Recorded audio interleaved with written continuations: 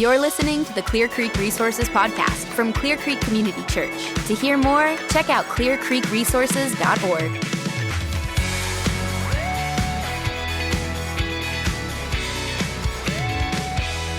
All right, well, bon dia, guys. How are you? Bon dia. Yeah, welcome. I'm here today. Thank you guys for joining me in the podcast studio. I have Kyle Mikulin, Karl Garcia, and Priscilla Hartranft. Is that appropriate? How you say last? Okay, perfect. You want it. It's My good. mom can't say it right. Okay, that's good.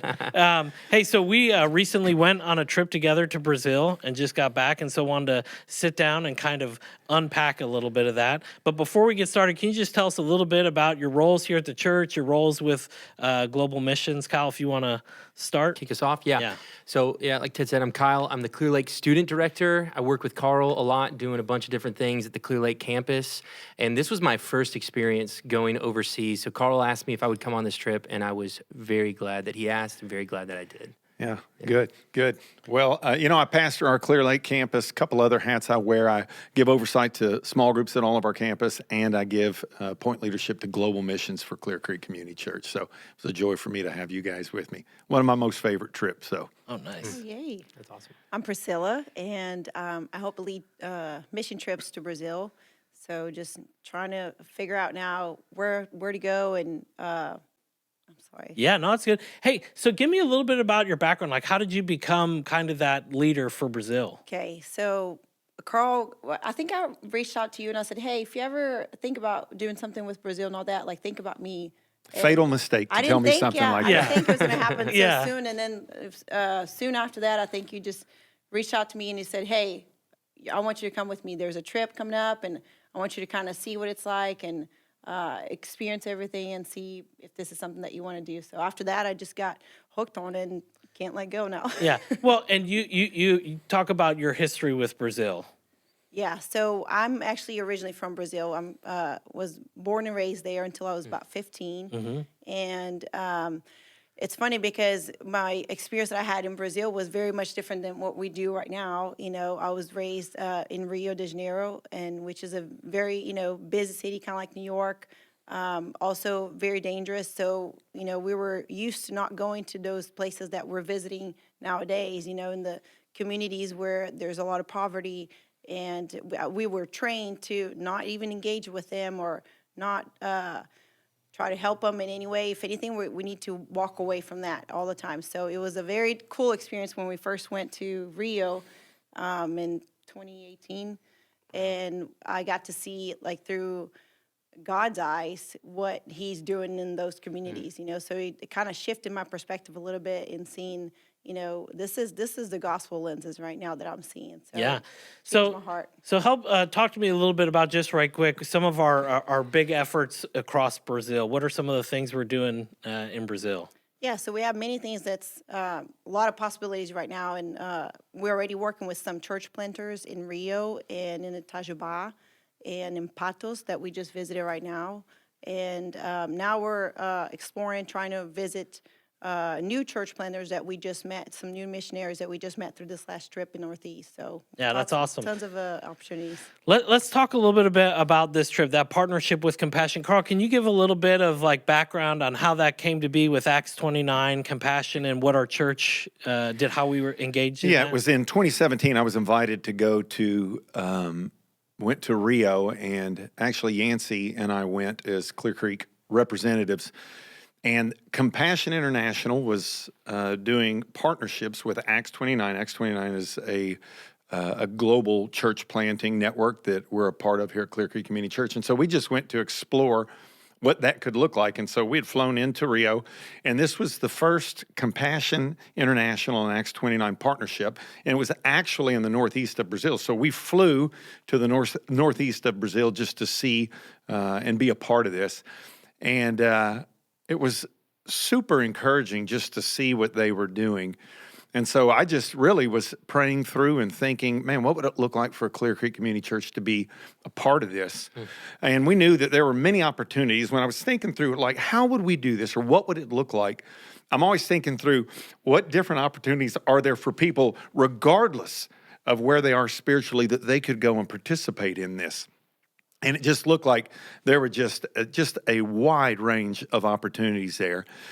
And it was probably a year later that we started exploring what would it look like for Clear Creek Community Church to be involved in a partnership with Acts 29, where we went and helped fund the planting of a church, and therefore would develop a relationship, would have compassion children that people at Clear Creek Community Church could start to support, of which we're doing that now, some nearly 150, 200 children, with hopes in the future of being able to go back there. So started all of that, and then obviously had a little pause in the action with COVID, and that was the whole reason we wanted to get back there this trip, is to go and put eyes on it. Yeah, that's what I was saying. So that leads into kind of the next part, getting into the one of the purposes of this trip was to reconnect with that partnership over there, but it was also to kind of meet Hanan and kind of see kind of what he had going on. Can you talk a little bit about Hanan, how you got hooked up with him, and just his role in kind of the Northeast there? Yeah. Well, Acts 29 had a global church planting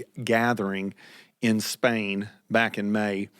And Chad Clarkson and I went to that. Chad Clarkson is really engaged with us with Houston Church Planting Network, and also with our church planting and our global efforts, gives some of his time to that here at Clear Creek Community Church. And so he and I had visited about, let's go over there and let's see what we can do about even connecting with some other partners. Wanted to see about just having 4 to 5 partners on 4 to 5 continents. So that's just kind of a thing we were dreaming about. And so we went there, and our partners from Brazil were there as well. And so we really sat down and just met with them about, hey, how do we get our footing again?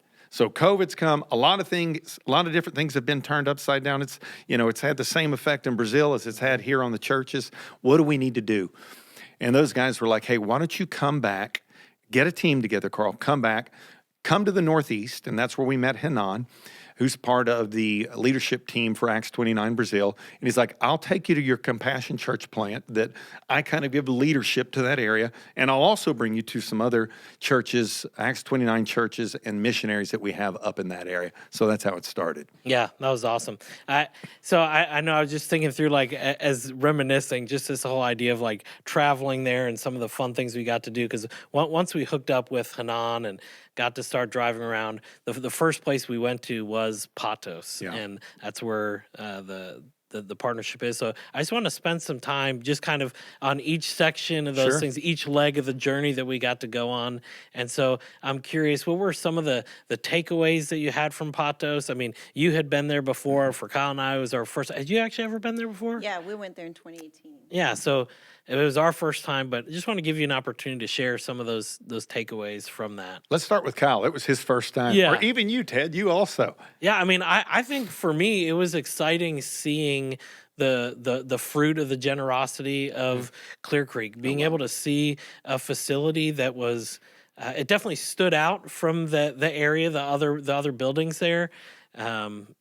It's like kind of an anchor on this big corner lot at the front of this like area where there's all these homes that live, where they're serving in that community. So I think it was exciting to me to see like something real tangible in terms of a facility right off the bat. Like, man, that's awesome that we were able to help be a part of seeing that happen. Yeah. So Good.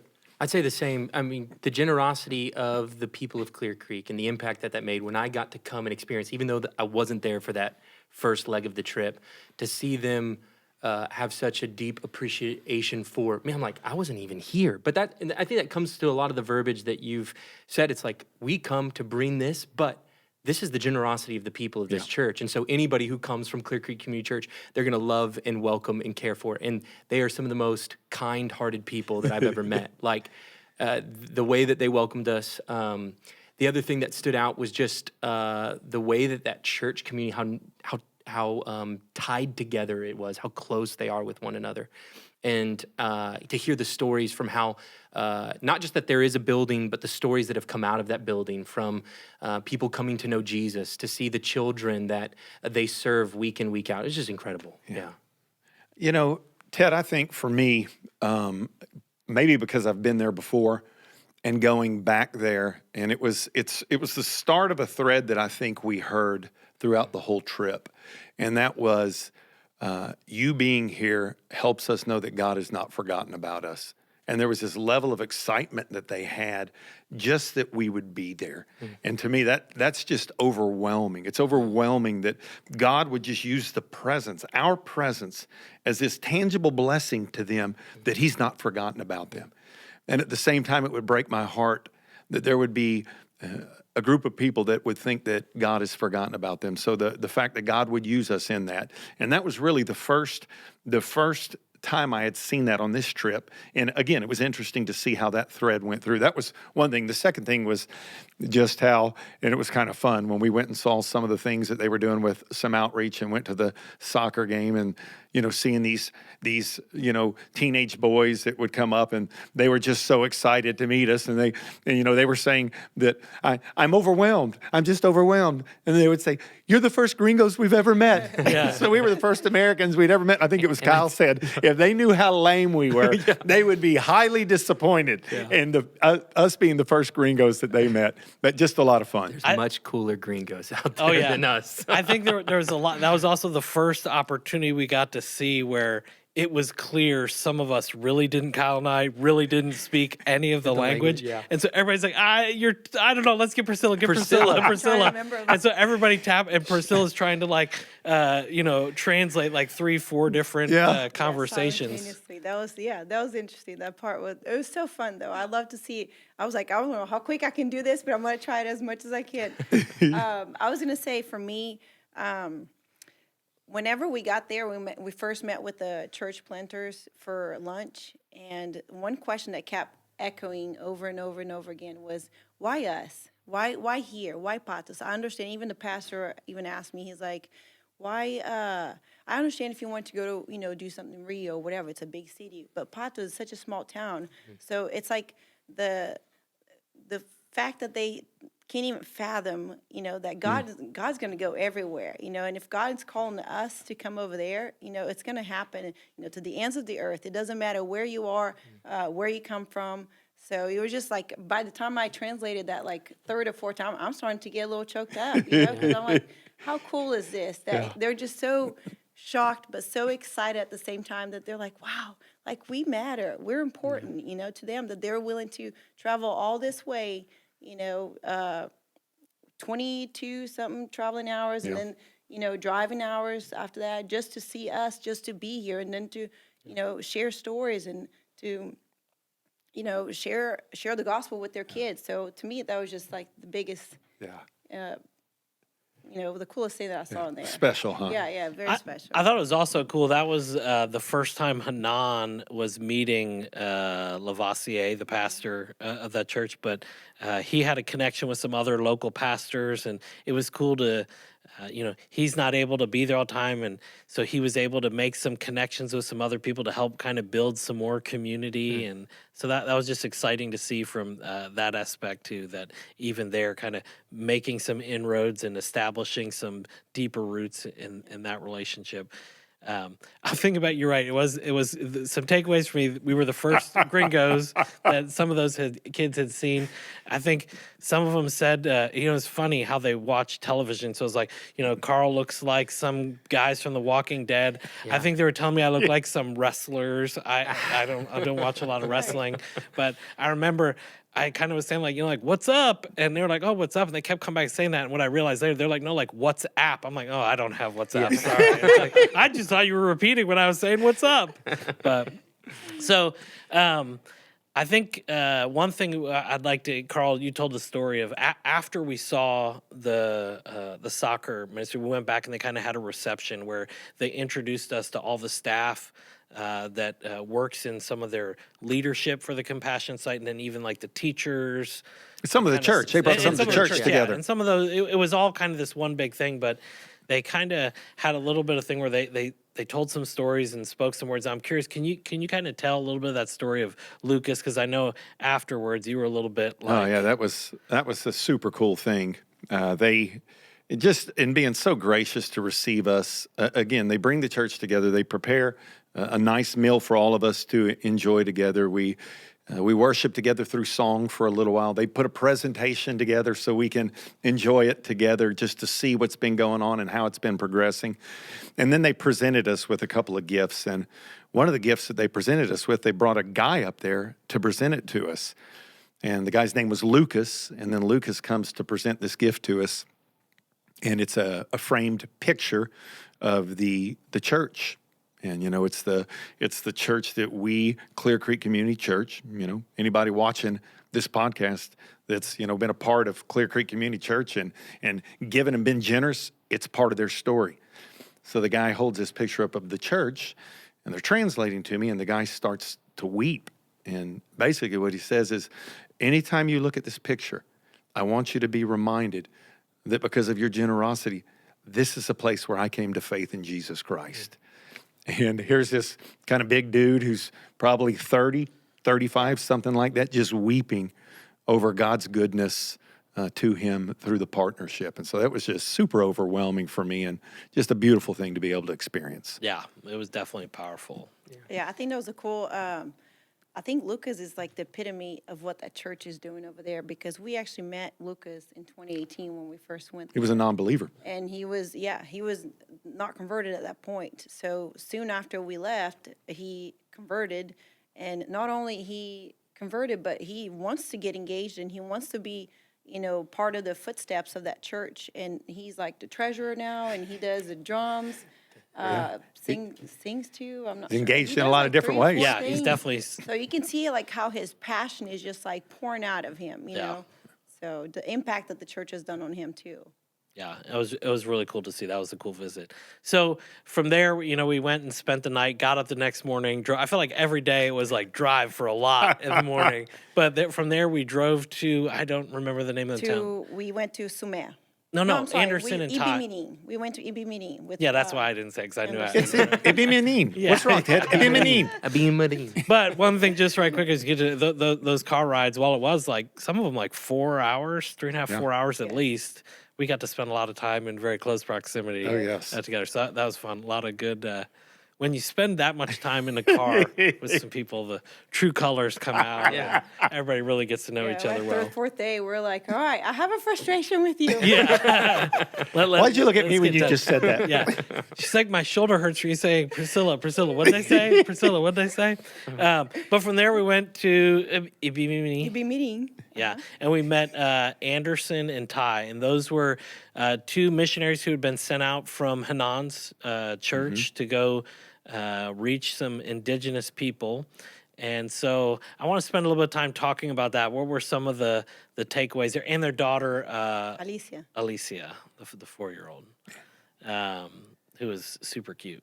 But talk a little bit about what you remember about that, or some things that stood out. Yeah, I think probably just for starters, one of the things that stood out is, so these are missionaries that have the intent of planting a church. Yep. So they go to an area because they had been in this area before and God had really grown their heart and they want to reach these people. But there are a lot of challenges when you go there. One of them being, you just don't go back to where the indigenous people are. You have to get permission from the chiefs of these indigenous Indian tribes to even go on that land. And then you still have to be invited, they said. Yeah. That was just, the permission is yes, but they have to ask you. You just can't go. Yes.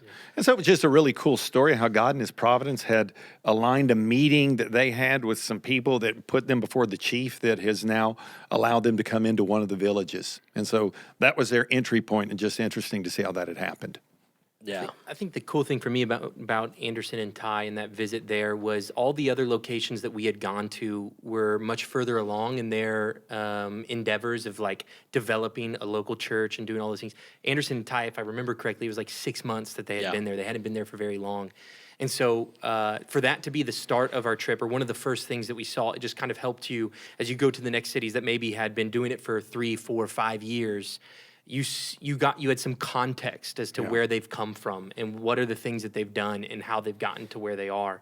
And so that was just really surreal, just laying the groundwork and how focused Anderson and Ty were on, despite all of the complexity that they're going to deal with.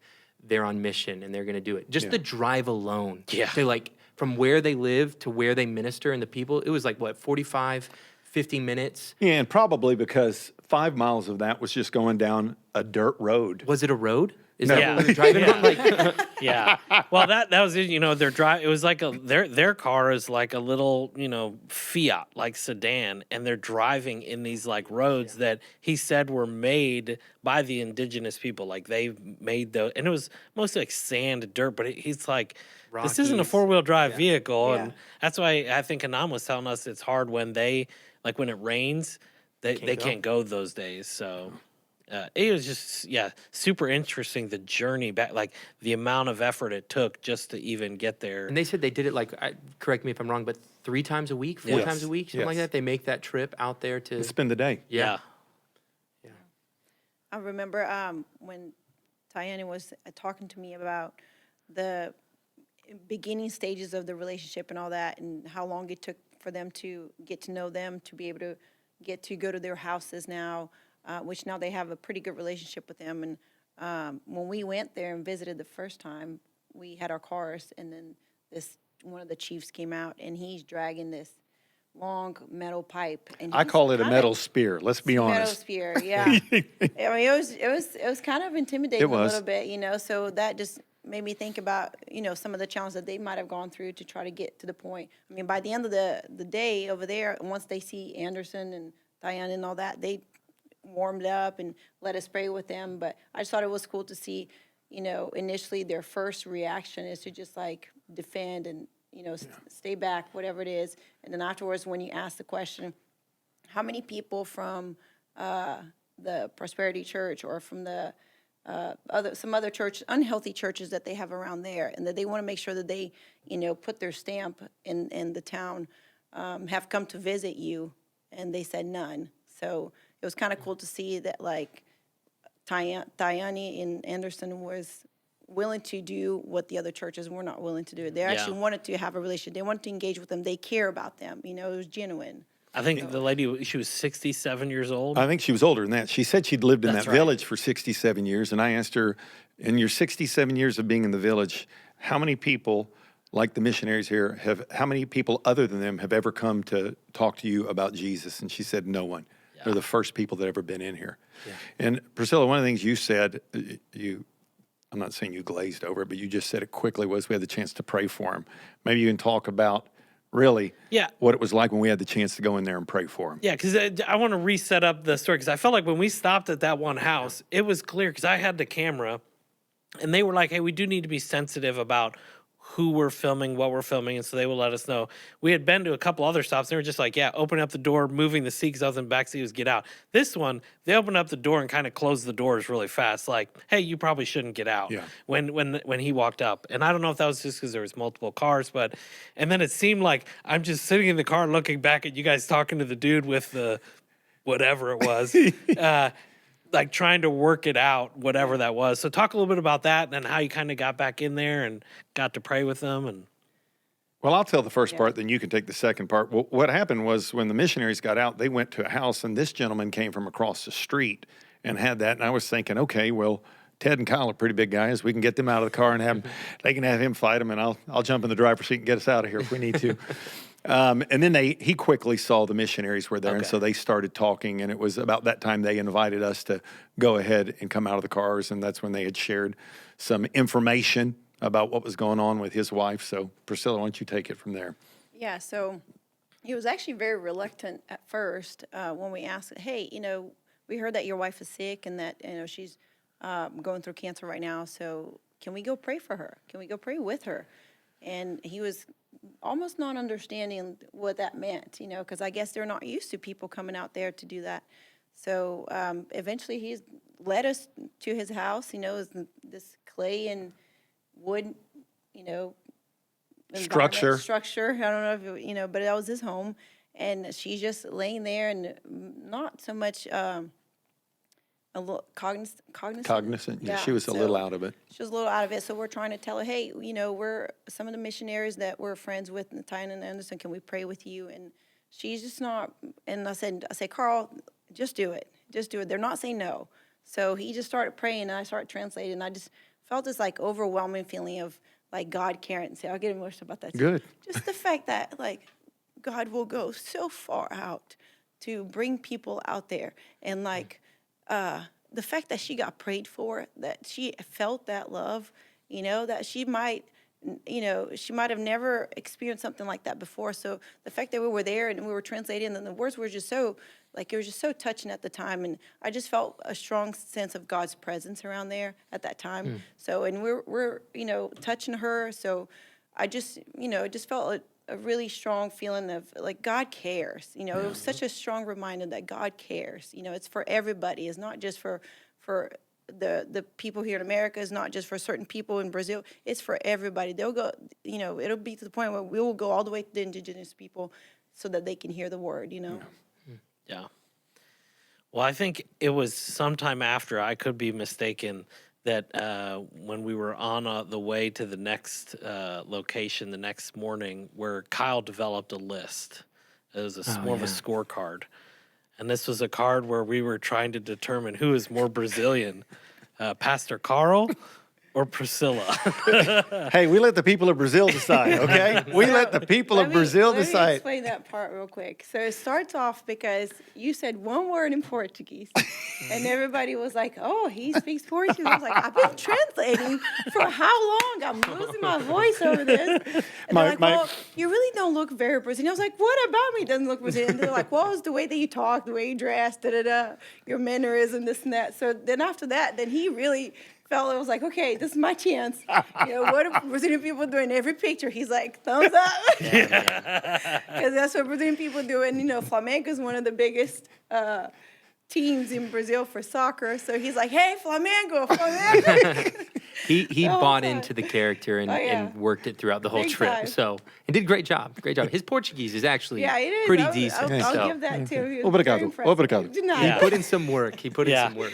Well, I think that definitely helped carry through those car rides, making it a lot more fun, because that was where we were analyzing who could be more Brazilian, even though you're the only one of us who holds a Brazilian passport. So the next place, the next day, we had Sumé.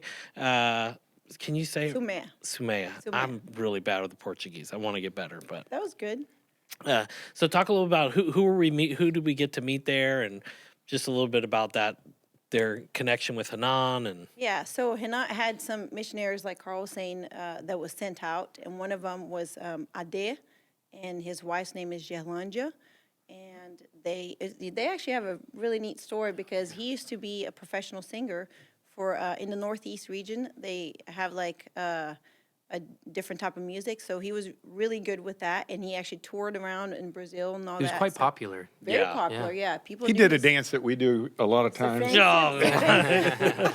Point, please. Another point. There you go. Yeah, so he got to experience the limelight, and see. And then his story was really about how even though he had all of this in front of him, he just felt this void in his life. And it was to the point where he would come off from the shows and he would just feel so empty and so sad. And he's like, there's something missing in my life. And it got to the point where he got exposed to the gospel. And he's like, you know what? Once he started going to Hanan's church, he said, this is what I want to do. And he felt such a strong call to just be a missionary in that area, in this specific town. So this whole family, which they have a family of 5 people, 6? No, they have how many children? 2, 4. 4, so 6, yeah. So a family of 6, which is not an easy thing to do. They all moved to this town. And the cool thing is when they first moved, they were like, oh my gosh, I have the gift of music. I can play the piano. I'm going to do awesome and even be able to reach out to people. And COVID hit right when they moved. So he's like, okay, all my plans to be able to gather people and do all this stuff, kind of went to a different route. So he's like, you know what, I know I'm gifted with music. So he just went outside of his house every day. And when nobody was meeting and everybody was still quarantining, he just went outside and he just played gospel music, and then it started attracting people, because the way the culture is in Brazil, you just sit outside, if you're not working, you're sitting outside. So there's a lot of gathering communities outside anyway. So everybody outside of their own homes would come out and just listen to him. So he got to build relationships far physically, but through that, through that environment that he created in his front yard. Yeah, So. it was like I want to make sure we get this clear. Like it was like nationally known. Like he was. It wasn't just like, oh, he was in a band. It was like the most famous band of that type. I mean, and he was kind of the front man. So everybody seemed to know who he And they is. still know him. A lot of people still know him. That's what I say. I think a couple like takeaways for me that I thought was really cool was to hear. The facility that they met in, the church, it was very, I mean, it was new because it was there, but to hear how that came about of a team from southern Brazil, I don't know all the detail, you may be able to articulate this better, but it sounded like they just had this group from this church come and over the course of like 30 days, like a month, just like build this facility. And I'm like, man, this is really nice. For like 30 days that they were able to accomplish that. And so that was I thought that was a really unique, cool thing. It was a very nice building and facility for the area. I thought one of the cool things just about them and their church, I agree with both of you guys, how it was just a sweet thing that the people from Brazil, from the south of Brazil would come up and build that church. And he would use his gift in a way that he almost had the opportunity, not almost, he did have the opportunity to build the church during COVID. So probably one of the few guys that came out of COVID with more people than he had going into COVID. Yeah. And he did through worshiping through song. Because people would still come out and be a part of that. They would know who he is. And then they came when they could gather again. They started gathering again in that church. It was also interesting hearing Hanan's take a little bit about encouraging him to go to that location and kind of step into this pastoral role that, he identified that clearly he had the gift of, leading in music and leading, but, maybe his teaching wasn't as strong. And Hanan's just like, look, he can preach my old sermon. I can give him stuff to help train him up. So it was a kind of even a glimpse into the mindset of, or the heart of their efforts to plant churches there, to raise people up, identify giftings and resource people in ways to plant a church and kind of go make it happen. So I thought that was exciting. Kyle, anything for you to remember for that? I mean, we got to go up on that huge hill by their Sume Hollywood sign. I think the thing, with the sites that we got to see, that was all incredible. One of the things I love, this was with every group, but especially about Ade and his family, is they were just so quick and open to share their life with us. Yeah. Like when you sit with them, they're going to talk about what's going on in their hearts, and they're like share with just such openness and meaningful stuff. Yeah. And so you just get a glimpse of, I felt like I've known them for so long. Like I felt such a connection to them. And I think that has a big part of that has to do with the fact that we share the same faith, share the same God. So distance, skin color, ethnicity, language, you overcome so much of those barriers because of the shared faith, the gospel family that we come together to be. And so I was just encouraged as I sat there with these brothers and sisters in Christ that I'm meeting for the first time, and I feel like I know them, right? And there's this closeness there.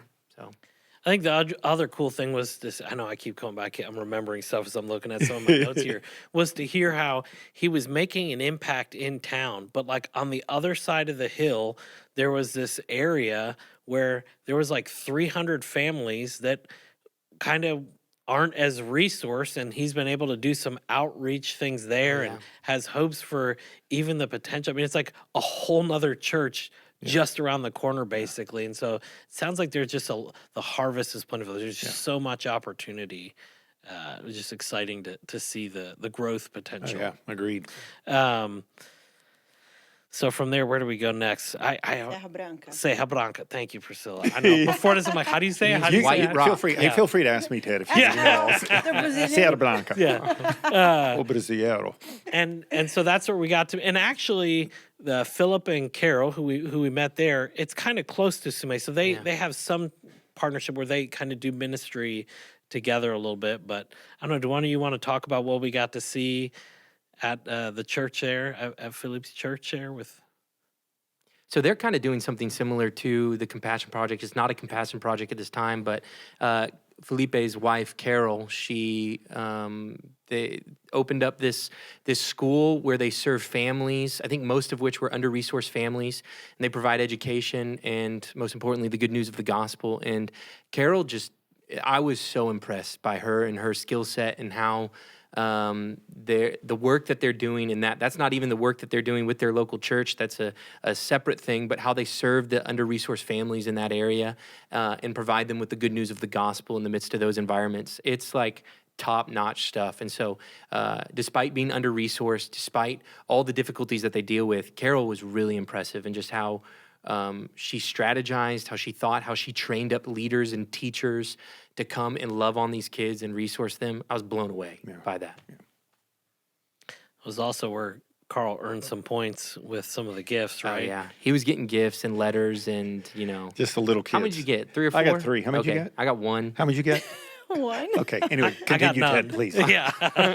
But Teddy was named Teddy Pompon. So Yeah. he Oh, was, that's right. He was a Yeah. teddy bear over there. Yeah. Yeah, so let's give some context to what she means by Tedgy. So when I went there, I think, I was clearly the most, everywhere I went, everybody was like, clearly that guy is not from around here, which didn't think. I'm like, I can blend in. I can put on a hat. And they're like, no, dude, you can't escape it. can't hide it. But with my name, Ted, I would try and introduce myself as Ted, and everybody was like, Huh? Tedgy, Ted. And then, so it got to the point where it's finally like, hey, I'll just introduce myself as Tedgy because that's what they say when I say Ted. So for the They rest of did. the trip, I was Tedgy. And then back when we were with, Alicia, Alicia, it was a pom-pom. Pompon, ursinho Pompon. Yeah. That's like teddy bear. Like a teddy Pompon. bear. Yeah. Yeah, see? Yeah. So, Yeah, so she named him that. And after that, you're like, you He's can't teddy change bear. that anymore. Yeah. Teddy. And for the record, she's a 4-year-old. Yeah, Yes. yeah. No. Well, and speaking of look, I know that was even at in Serra Blanca. That was a place where you had a little bit of experience getting to meet those 2 young girls, and Yeah, it was, they were doing a lot, as Kyle said, with the children that are there. And there were, all the children were probably ages, what would you say, Kyle? I don't know, early elementary to Yeah. middle school maybe. Yeah. if that, Yeah. mostly younger. Probably younger than middle school. And Priscilla had led a game for us in front of the kids, and there was just a couple little girls that were just so excited. All the kids were excited during the game, but afterwards, one of the little girls came running over just to meet me and to talk, and just enamored with the fact that there were Americans there. That was another common thread that we had. And Hanan was outside with us and told me through tears, he said, this little girl and her sister live in a home where the father's not there, he's in prison, and the mother is a prostitute. And these 2 little girls walked to the project. They walked to come here several times a week. And every Sunday morning, they walked to church. They walked to be here to worship. And it was just an overwhelming thing. And, you see that, and, I'm just, you realize you have a finite amount of time with people. And so I'm looking at these little children just, telling them in the best Portuguese that I can, Deus te abençoe, God bless you, telling them God loves you. And it was just super sweet time. Yeah, it was a cool moment. I think another thing there that was cool to see, talking about with a day and the future possibilities on the other side of the town there. With Felipe, they had the opportunity with some land. I don't know if they actually have it, but big chunk of land right at the entrance of town that they're, looking at exploring, like what can God do there. So again, the possibilities of what God has in store for the people in those areas through how he's resourcing different things is really exciting to see. Yeah, Ted, one of the interesting things about that also is he had shared with us that he was in conversation with Compassion about seeing if they could do a project and plant a church there. When we returned from the trip 3 days later, I had a meeting already scheduled with Compassion International and was asking them about that, to which at first they said, hey, I don't know that we have plans to do anything in that area. Maybe a week after that, I received an email from them that said, hey, if those guys are really looking at exploring a church there and there's some opportunity for a partnership with Clear Creek Community Church, let us know. And so we're in that area. We're kind of in that middle space right now, but still very exciting to know super exciting. what God could do in that. Yeah, that's super exciting. So after that, all that, we kind of got to head back to João Pessoa, which is on the easternmost part of Brazil. And so, I don't know, by that time, I think, we were kind of tired from a long day or a long week of driving and visiting. And so we got to see Hanan's church. You want to, anything from that point from the end on, you guys want to spend some time talking about or share what you just took away, some of the things we got to do? Or I mean, one of the things that comes to mind for me was Carl was supposed to deliver a sermon on Sunday. And by this time, it had been, I don't know, 8 days or whatever. My voice was shot from translating so much. And, I was probably maybe getting a little bit sick. So I was just thinking, okay, this is going to be hard. The sermon needs to be translated. And then on top of that, the morning of, Hannah picks us up, and he's like, the AC is out at our church. And that if you don't know this, their church is actually a dome. Yeah, kind of like a big tent, It's a if big you will. tent, very nice tent, but it's still a tent. There's no windows, no nothing. So if there's no air conditioning running through over there, it'll be miserable. And there's about, how many people were going to that? 500, About 500 or 600. So it has a lot of seats available. And, we were just thinking, oh my gosh, like it's one challenge after another one. There's always these barriers. And we know God's character. One thing that I kept thinking was, we don't know what God's going to do, but I know that God's character is for us to meet, for us to share the word, for us to glorify him in some way. So sure enough, we get there and, I don't know, Carl, you can talk about that, how you and Hannah. well, it wasn't just air conditioning. This was the power that was feeding that whole block that ultimately was coming to their building. They were going to have to turn off. There was it would have been no lights. Yeah, the city was going to shut things down. Yeah, that was a challenge. I went with Hanan to talk to the city workers, and, he's like, can you please give us, until 12 o'clock? And they're like, no, we can't. And Hanan's saying, this guy is here from the United States to preach. He came all the way. They're like, no, we can't do anything.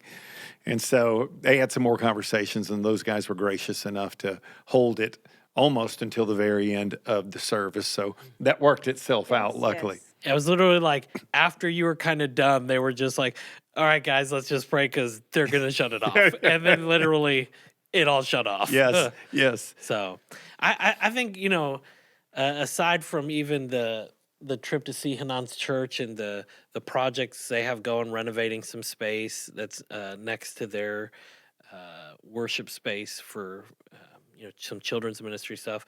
I think and experience some things that I'll walk away never forgetting. This isn't church related stuff, but where we were in John Pessoa is the easternmost point of any of the Americas. And so getting to see the sunrise, they say, they call some name for it. It's like where the sun rises, first or something. But then we also got to go visit the point that is the furthest physical location. I just think that's such a unique experience. Like I'll never... Not never. I mean, if we go back, we get to see it. But it was cool just being able to stand there and think, nobody is further east than me in any of the Americas. It was just a really cool feeling. I know that's weird. Did you talk to your grandpa about that? Yeah, I did. He likes that kind of stuff.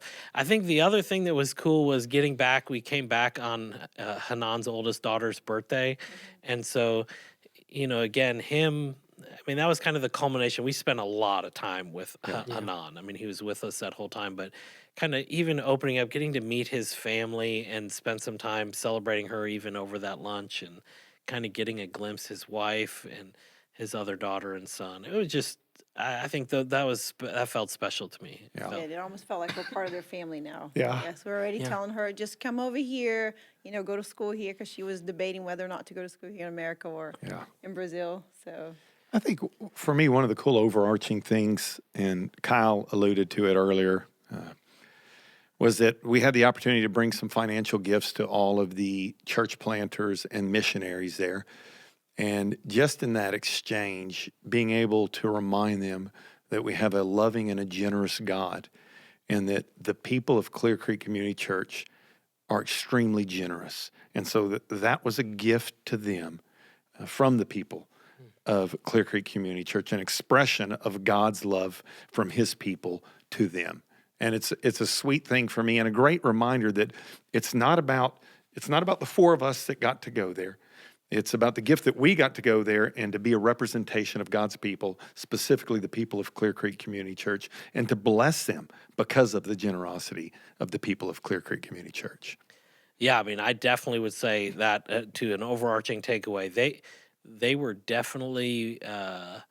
It seemed like more. They felt a deeper gratitude or a deeper thanks for like our presence Yes. instead of whatever gift we gave them. I mean, I think back to some of them who are Anderson and Ty, who articulate just how they missed their church. They just felt like kind of, even after 6 months, they were kind of exhausted. Or Philippe and Carol, who just, they don't get to see family, and they have new things going on, and so just that we would be there, it just felt like a fresh reminder. And okay, yeah, that felt like it was sustaining them more than any financial gift Absolutely. that we They were did able. mention it pretty much across the board for every missionary that we talked to about some of the challenges that they face. And the number one thing that they said was the loneliness that they feel, being away from family, being away from like their church, that they were related to. So the fact that we were there was kind of like a reminder. It was like, no,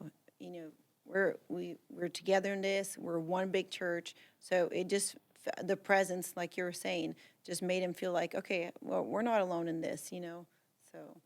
Yeah. Kyle, I know this was your first trip again. We may have answered this earlier. Just want to give you another opportunity to talk about, what did you have any reservations going in, or what were some takeaways, or? Yeah, so this was my first time on foreign soil. So there were some reservations as far as like, I'm also a new dad, so wife leaving her at home for 8-9 days to go overseas and have limited connection with them, and how she's going to do with the baby. That's the longest that I've been away from them. So there were some reservations like that, but my heart has been longing to experience this.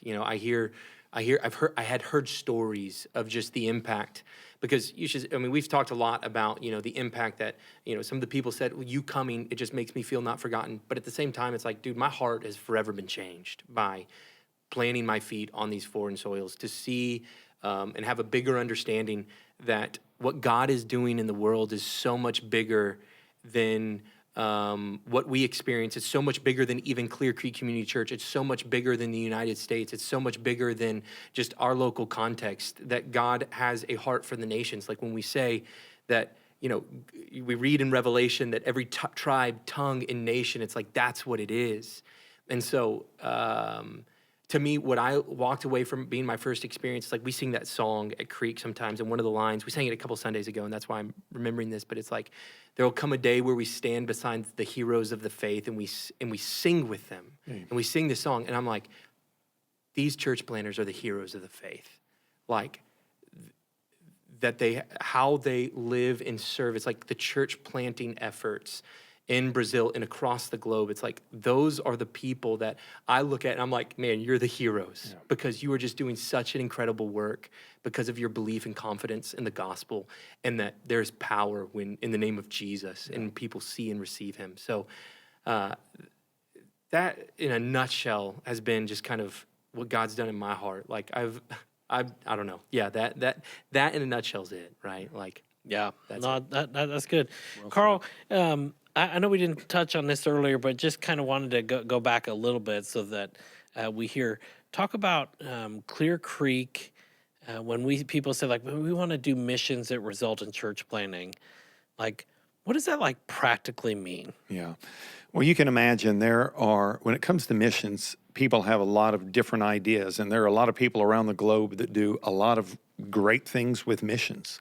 There are people that, go and they will provide water for areas that don't have it. That's wonderful. People that'll go and do, build schools. That's wonderful. All of those things are wonderful. What we really tried to do, Ted, is just be so focused on the fact that we want to do global missions that result in church planting. We say all the time that we believe Jesus Christ is the hope of the world. And we believe that the local church is the redemptive agent that God is going to use in the world for people to come to know him. And so we want to be about providing that hope for people and having our efforts focused on that. And so when we go to different places around the globe, we're working with church planters. We're doing mercy ministry with church planters and coming alongside them in areas that they're at where people need to hear and know the truth of the gospel. And so we are just very focused on that. And so, and to that end, I know you shared a little bit about what when you look to the future, when you look at the next however many 2, 3, 5 years, Clear Creek and our global efforts in mission work and putting feet on foreign soil. Talk a little bit about that. Yeah, well, one of the things that we first try to do, Ted, is to find the apostolic or maybe we even say the entrepreneurial type leader that will lead that country. We don't believe that we need to come through and say, hey, here's how you have to do church. Hey, you're doing that wrong. What we want to do is come alongside those leaders and say, hey, how do we best support you as you lead, a church planting effort in these areas? And so one of the things that we've done and are still trying to do is establishing the entrepreneurial or the apostolic leaders on the different continents where we're serving. So we can come alongside them and help them in those efforts. And it's our hope that within the next 5 years that we would send 1,000 people on foreign soil in the name of Jesus from Clear Creek Community Church. And so that's where our focus is right now. Yeah, that's awesome. That's exciting. So to that end, we want to give, if somebody's listening or watching to this, what would be some practical next steps that we could offer them? Yeah. Kyle said a minute ago that, look, God's heart is for all the world. Priscilla said the same thing as well. It's for the nation. So pray that God would continue to raise up leaders in these areas. I mean, pray about if God would send you to one of those places. Pray if God would send you to the work that we're starting in Africa or to Brazil or to Cuba or to Honduras. Or to now we've established a partnership in Spain. Where is it that God may be sending you? But first, pray for those nations, pray for those churches. And then secondly, give, continue to be generous, continue to be generous in a way that God would use that for his glory. And we see it. We see the benefits of that. We see what God's doing all across Brazil. You guys have seen firsthand and been a part of seeing what he's doing through the generosity of people and helping plant churches. Continue to be generous. And then lastly, go. Do it. Be a part of this. Go on a trip with us. You can get a hold, you can go through our website and see how you could do that. But go and be a part of that with us and wait and see what God's going to do inside of you when you do that. It's incredible. Yeah, that's exciting. Well, guys, thank you so much for being here today. I really appreciate it. I had a lot of fun on our trip. It was a blast. Yeah, it was good. Well, Teji, we appreciate it. Yeah. Well, maybe we'll get to do it again sometime. But thank you guys for being here. Really appreciate it. Thank you, man. Hey, thanks for checking out this video. If you haven't yet, make sure that you hit subscribe down below and check out clearcreekresources.org where we have videos, books, and sermons on there, as well as our audio podcast. Thanks for watching.